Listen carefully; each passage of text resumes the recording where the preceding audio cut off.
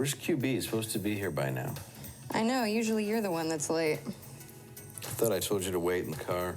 No, you spilled milkshakes all over the seats. Yeah, because you park terribly. Terrible parallel parker. QB left you something in Pony's room. Davey boy, I asked Danny to give you this book so you could see it before the interview. I've been thinking a lot about that weird time you recited a poem to me shortly after we killed a guy. It was a poem about Dick Frost.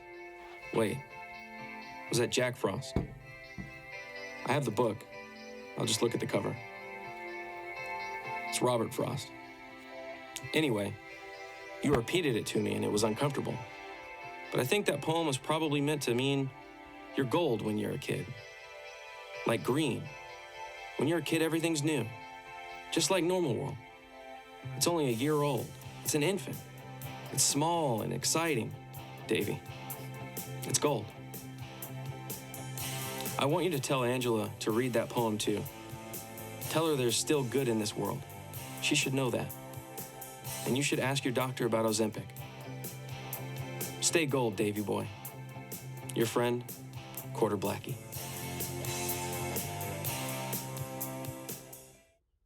Hello, welcome. I'm Dave Landau. I'm Quarter Black Garrett. And this is a very special Normal World. Right now we are sitting here with Danny Boy O'Connor. How are you, sir? I'm good. I didn't have to drive to Dallas this time. It's fantastic. No, it's nice. And I have one very important question to kick off. Okay.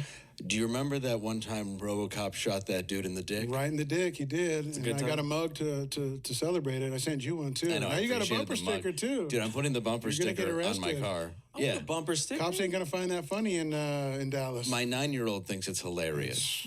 Every 9-year-old thinks I know. It's 9-year-old humor. Exactly. For sure. No, and shout out to the guy who makes those mugs. There's a mug and it says, "Do you remember when RoboCop shot that dude in the dick?" And I thought it was hilarious, so I went online and bought it. I put a photo on Instagram and the guy was like, "Hey bro, that's the bootleg one. I'm the originator." I'm like, "Oh no." So I bought the original one from the guy in Philadelphia, Pink Bicycle guy or something. I forget his name. Yeah. Sorry, bro. He's a character. Yeah, he's a character, and he makes all kinds of cool stuff like that. And when we were talking, you said RoboCop was filmed at Blaze TV studio or something. Yeah, it right? was, And I right? Hey, remember we do our RoboCop show, shot that yeah. dude in the dick? And Yeah. you're like, hell yeah. I'm like, I'm The gonna old set you up. Paramount studio. So yeah, cheap thrills die hard. Yes, sir. We have a new book out, and there's a reason for it. Angela, if you want to show the camera. Nice, look at that. Perfect. The Outsiders on Set by Nancy Moran. Yes. It is, And where can they pick that up? It's my second book. It's a photo book. It's mostly unpublished photos of the Outsiders during the filming in '82. It's an incredible archive that I was able to procure and get the rights from my friend Nancy Moran, who was friends with Coppola, and she had a very unfettered access. She was like a fly on the wall, and she got all kinds of very sophisticated, unlike the other book that I did, which is an incredible book by David Burnett, but he did all the money shots and the glossy, really good stuff that the studios needed in magazines.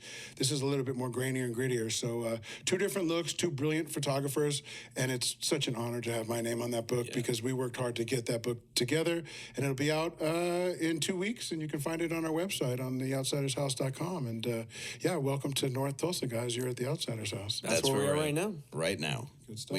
We're in the house where The Outsiders was filmed. Danny owns it as a museum.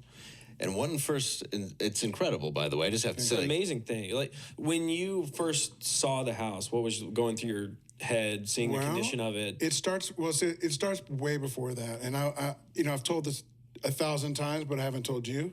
So I feel like I owe it to you. Yeah. But I saw this movie in '83 in Woodland Hills, California. I went with a friend who was a good-looking, athletic, straight-A student, if Like there's such a me. thing. Just like, Yes. it's weird that you say that. It's uncanny that you say that. I figure you get the vibe. And I was going to say, if you can imagine someone cooler than me in like 7th grade, I know it's hard to but he was actually cooler than me. And he asked me one weekend, that summer we were all hanging out riding our BMX bikes, and he goes, "Hey, I'm going to go see The Outsiders on Saturday. Want to go with me?" And I was like, "Cool." Like, he never asked me to do anything before. Yeah. So we went to see The Outsiders. I had no idea what I was going to see, and I wasn't sure, but when it kicks off in the original version, Not soon after the movie opens, you see Dally on the corner, Matt Dillon, and he meets with Johnny and Pony, and they say, "We're early, what do you want to do?" And he goes, "Nothing legal, man, let's get out of here." And he starts strutting up the street, and I go, "Oh, this movie's for me." After seeing that movie and coming out of the movie, my friend said, "What'd you think?" I said, "It's incredible, I loved it." I said, "What'd you think, Steve?" He goes, "Oh, it's cool. I think the book was better." And I was thinking, book? Like, bro, we're in 7th or 8th grade. Like, what are you reading for? I couldn't believe you read, but apparently, apparently people read in 7th and 8th grade. Who knew? But looking back, I know what I know now about that movie. That movie, something about that movie said, that's how I feel inside. Like, I felt like I was born into the wrong era, maybe the wrong family, didn't have any guidance, didn't feel like I was loved, didn't feel like anybody was looking out for my best and anything. And when you feel that way, what do? You go outside and you try to make those connections, and sometimes that looks like gangs.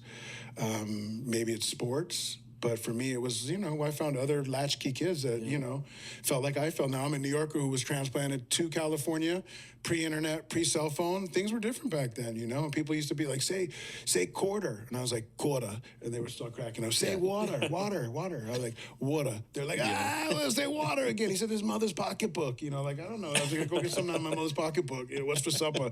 They didn't know what supper was, or, it was just a New York, LA thing. And I wasn't like a victim of anything. I just, you had noticeable differences, I wasn't, and so I just always felt like on the margins, and An outsider. An outsider. So we're on the side of the outsider's house. This is one of our latest acquisition. It is the car in one of my favorite scenes where Dally meets Johnny and Pony on the corner of 11th and Denver, and he says, "What's going on, man? We're early. What do you want to do?" And Dally says, "Nothing legal, man. Let's get out of here." Just the way that it's built. What did it take to get this car? Well, cash is what it usually takes to get most of these things. It's funny, though. It was more than cash.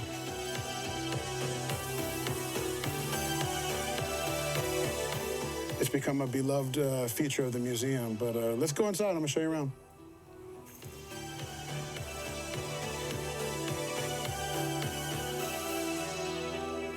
Welcome.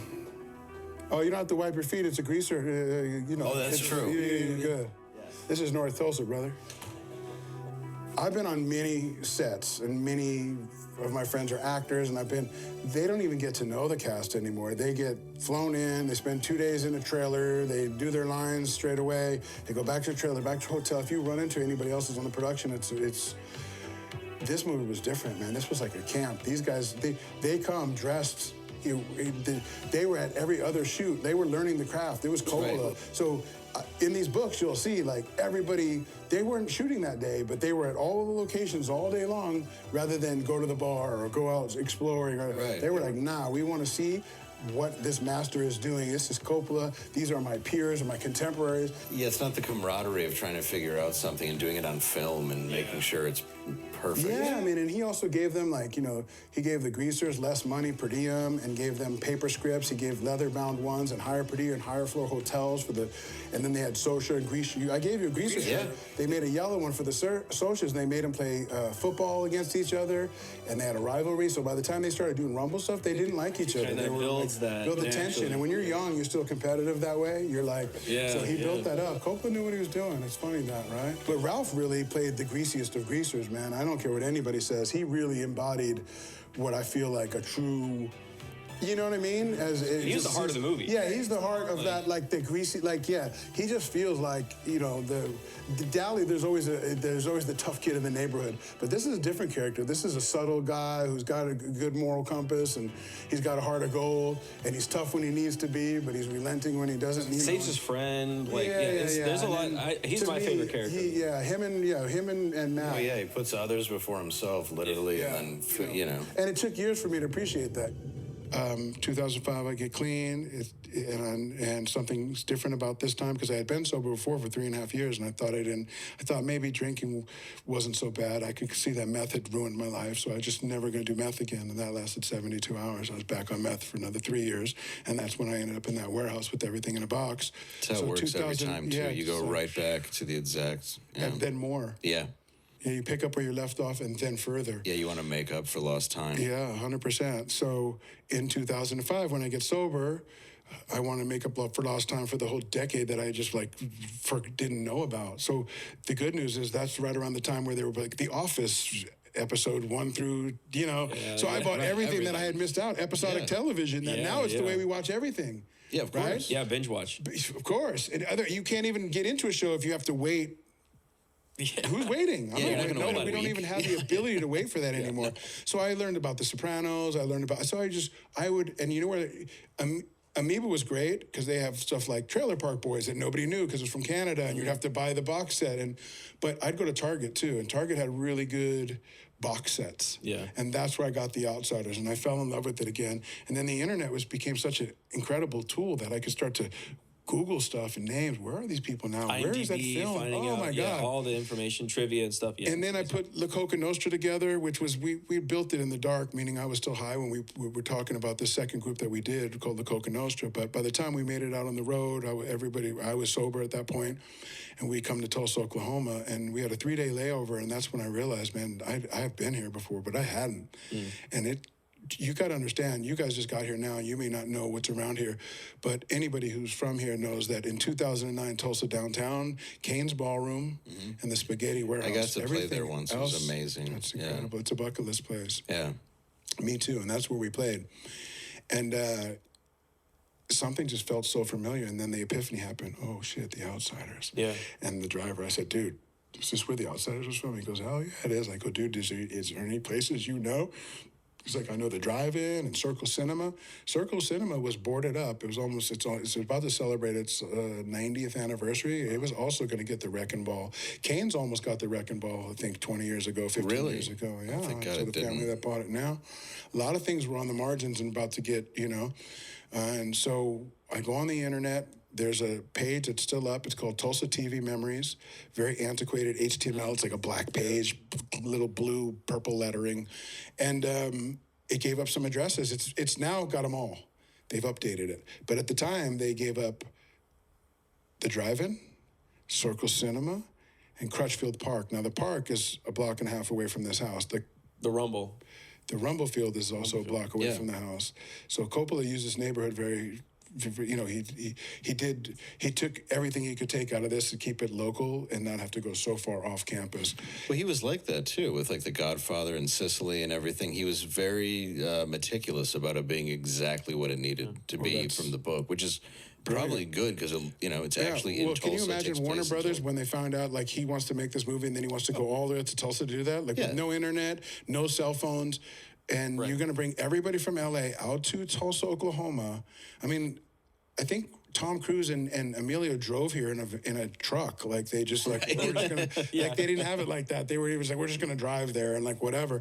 But he wanted that. He wanted to do authentic stuff and be with the author. And most films you buy from the author, you're like, okay, nice to meet you. Now go away. Let us make our film. Right. He wanted her around. He would say, hey, Susie, what do you want to do with this? What do you think about that? I wanted to ask you about this. So Susie, she's from Tulsa. From Tulsa, wrote the book at the high school down the street. When Will she was Rogers. 15. Yeah, 15 and a half. She failed English, got a D+ in creative writing. Oh, I forgot to tell you earlier, we were talking off camera. By writing this book, by default, she creates the young adult literature category because it's the first time a young adult writes about being a young adult for young adults. Now, you don't have to be a young adult to qualify for that. So let's say like Goosebumps or what is the one, like the, Harry Potter. Harry Potter, right? That, So they Hunger Games, qualify. any of those, right, but there was no category prior to that.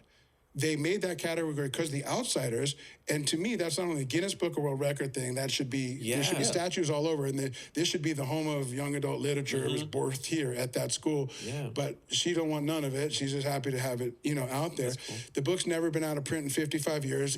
We have at least 33 different retitled.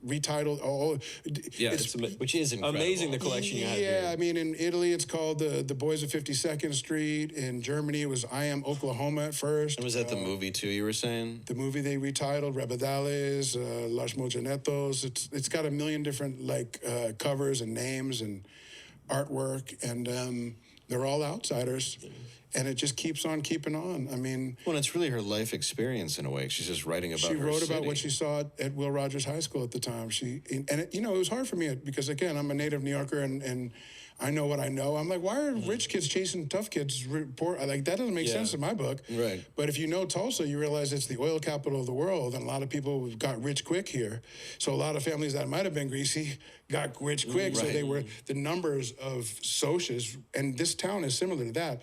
You may think of, if I show you this town just in North Tulsa, you think this is Tulsa. Yeah. If I show you the other side, you're like, well, dude, where in the Hamptons are we? Right. There is so much money here. No, you're like, where in Hancock Park are we right now? Yeah. Because these oil mansions and this money, this is a very, very well-off town. Well, there was I didn't know that. Oh, still. Oh, yeah. It's like top 5 in philanthropic, yeah. philanthropies. Yeah. Some shit like that. Yeah. What they do with the oil money. That's smart. That's smart words. That's it. Those are big my word papers. That's sad if that's me. Hey, that's it. Hey, stop pointing. You're not in court. You just blew it on you. It's like, Your Honor. Just put it on me. Well, and that's at a time we were even talking about on the way here. There wasn't really a middle class that existed as much as it was just really rich and poor at the time. Perhaps, but there wasn't she much. saw that and she wrote about it. Yeah. And, a lot of times I've been with her when she was, someone's come up and said, my uncle was the original pony that she wrote about. And she's like, she shuts it down. Like, I go, yeah, sure, but she says there's no real characters. They're just all people that she saw, but there wasn't like, there was really Dally and his name was so-and-so. It's all, but it's an incredible story. And I think what I didn't get out of that book, because I didn't read that book until about 8 years ago, in the movie, it says, can you see the sunset from the west side? Pretty good, yeah. Can you see it from the north side? You dig okay. And that was cool, and that's what the movie says. But in the book, and I'll always botch it, I should get it tattooed so I don't forget it. But in essence, it says, although our worlds were completely different, we saw the same sunset. And that hit me. This wall here is what we call our Wall of Fame. Okay. Oh, wow. So this is Buddy Joe Hooker. This is Darren Dalton. This is the librarian who had the book sent and the letters. That's Fred Roos. He's not only the casting agent, he's the executive producer on every movie since Godfather 2 with Coppola, S.C. Hinton, Rob Lowe, C. Thomas Howell, Ralph Macchio. It's not just a movie. It's that era. It's Coppola. It's Tom Cruise. It's so much stuff. All of the The Brat actors. Pack, yeah. It is all of those. But the time too, like right before the loss of innocence of America, Right, that's yeah, really 50s. what's very important. My boy 50s, said, 60s. I brought my boy who runs this place for me, Donnie Rich. I love him. He's a Tulsan, and he's loved it since day one. But he came here maybe the first couple of days we were here, and I gave him a tour of basically a disheveled house. And when he came back outside, he was like in the zone. Right. And he looked up at me and he goes, man, I want to thank you for allowing me to come to our generation's Graceland, Danny. And I go, man, that's pretty much what it is, isn't it? Because I couldn't describe. People are like, you love the movie so much, you bought the house? They still didn't, nobody got it until they got it. And then this is where the miracle happens, and this is where we saw the same sunset. I see, because of the students that we bring here, we brought over 4,000 students last year. We're probably going to double that number this year. And they come from 5 different states around. They're not just Tulsa kids. They're coming from all over the place. And Oklahoma has a voice that is gold because it's untapped, it's unmolested, and it's not cut, As a former drug addict, do you want the stuff that's stepped on, or you want the pure? Yes, you want pure. This is puro, papi, you can't lose, okay? Yes, I got you. We get people coming in, they're crying, they're hyperventilating. I mean, this is like a cathartic experience for them. It's, dare I say, religious experience for them. If there's something that I didn't predict and that I didn't see, it was that these kids were gonna make such good use of this. I was trying to build it for us to show you switchblades and not to Jack and hey brother. Like it's been a blessing, and I tell you what, I think it's going to be here a lot longer than we are, and that's a good thing. So What's the website? it's theoutsidershouse.com. There you go, outsidershouse.com. That one's crazy.